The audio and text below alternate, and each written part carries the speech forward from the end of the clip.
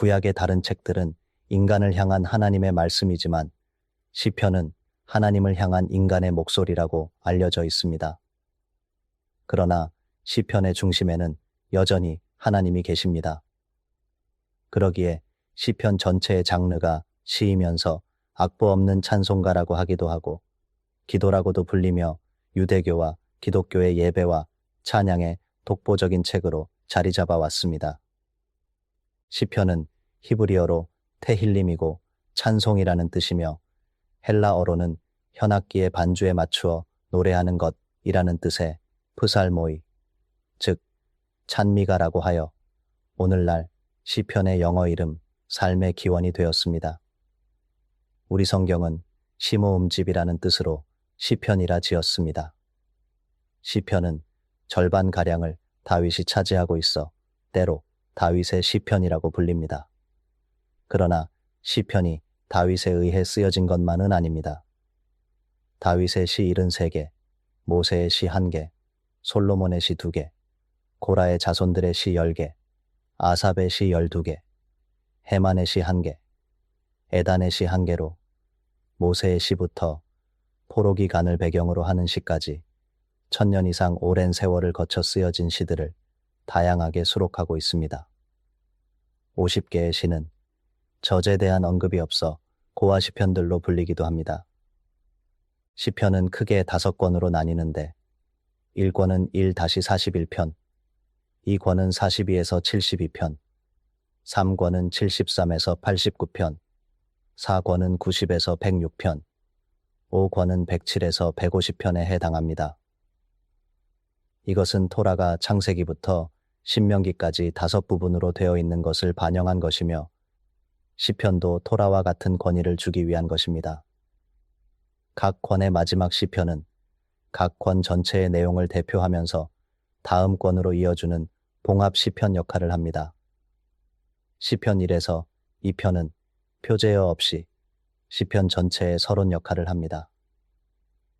마지막 5권에는 소위 말하는 순례의 시와 할렐루야 시가 있습니다. 120에서 134편에 해당하는 순례의 시는 예루살렘에 올라가며 부른 노래로 알려져 있으나 실제 내용은 이스라엘이 바벨론 포로에서 돌아오는 것을 염원하며 메시아가 오실 것에 대한 희망을 가지고 부른 노래입니다.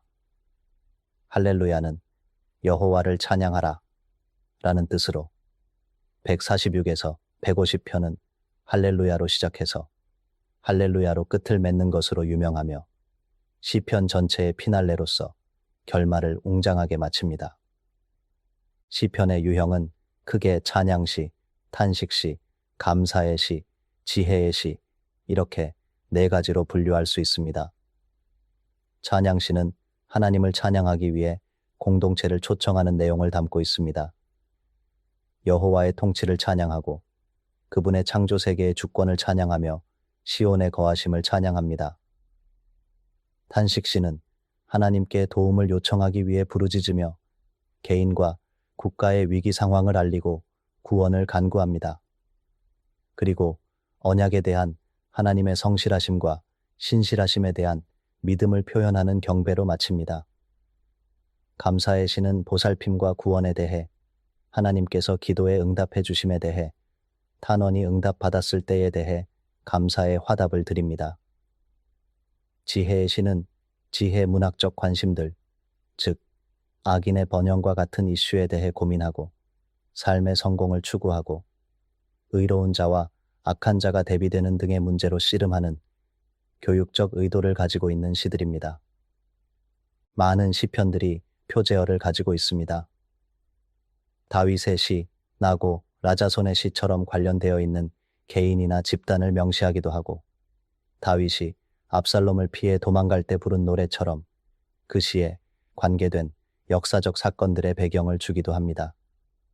때론 시의 양식으로 지휘자를 따라 현악기에 맞춰 부른 노래처럼 음악 반주에 대한 지침도 나옵니다. 그러나 어떤 전문 용어들은 오늘날 그 뜻을 정확히 알기 어렵습니다. 믹담은 속죄의 의미일 가능성이 있고 마스길은 교훈을 위하여라는 의미로 추측할 수 있습니다. 또한 시의 중간중간에 나오는 셀라라는 단어는 시편에서 71번이나 사용되는데 그 의미에 대해 아직까지도 논란이 많습니다. 항상, 영원히 또는 고양시키다라는 뜻으로 보기도 하고 소리를 크게 하라는 악상기호로 보기도 하고 찬미를 위해 엎드리라는 예배시의 지시로 보기도 합니다. 하지만 주로 음악에서의 일시멈춤이라는 의미로 보고 막간을 이용하여 현악기를 간주하거나 묵상을 위한 멈춤의 시간으로 보는 것이 지배적인 의견입니다. 시편에는 구약의 모든 신학적 생각들이 집결되어 있다고 해도 과언이 아닙니다. 특히 메시아가 오셔서 통치하실 것이라는 기대로 가득 차 있는 책이기도 합니다. 그러기에 메시아의 오심에 대한 그림자라고 할 수 있는 다윗이 부각되어 있는 것입니다.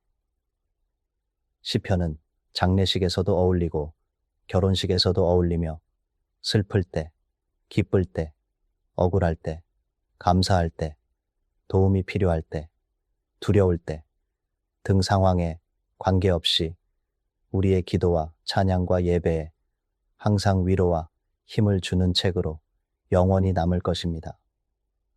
구약을 어디서부터 읽어야 할지 모르는 분은 시편부터 시작하시기를 권합니다.